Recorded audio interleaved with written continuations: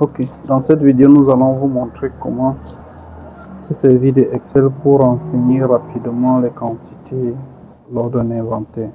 Dans une précédente vidéo, on a montré comment on crée un inventaire et comment on entre les valeurs avec 3 méthodes.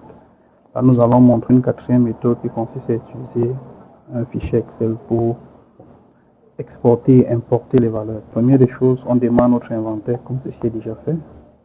Si on ne sait pas, on regarde la précédente vidéo. On clique sur détail. Dans la précédente vidéo, nous montrons aussi ça. Mais maintenant, nous allons cliquer ici afin de pouvoir démarrer, afin de pouvoir exporter nos données.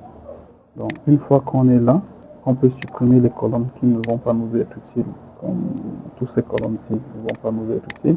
Et maintenant, nous allons ajouter plutôt ici, dans article, nous allons ajouter le champ non affiché.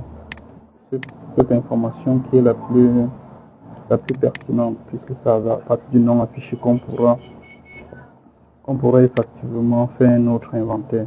Donc, une fois que j'exporte, le système va m'exporter toutes les données à destination d'un tableur. Donc là, dans la machine installée Excel, on peut utiliser n'importe quel tableur. Cette colonne qui est très importante, je recommande de la masquer.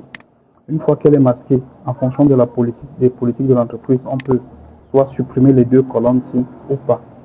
Ça dépend de la politique de l'entreprise. Mais dans le cas où on ne veut pas que les employés aient accès aux quantités théoriques, on peut supprimer tout simplement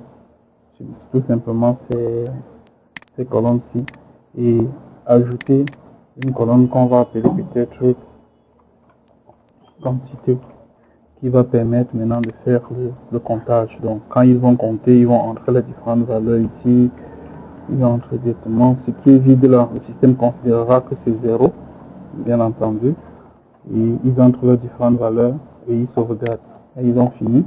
Nous maintenant de notre côté, on va nous remettre le fichier. On va revenir sur notre fichier d'inventaire une fois de plus. On va repartir dans la partie détail et on va cliquer sur importer pour charger le fichier qu'on nous a remis avec les différentes valeurs.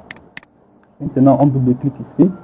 Le système a fait le matching automatique avec la colonne-ci puisque nous avions laissé le nom ID externe. Cette colonne-ci, ce nom n'est pas, on ne peut pas matcher, donc on ne l'importe pas, ça ne sert à rien, mais c'est la quantité qui nous intéresse.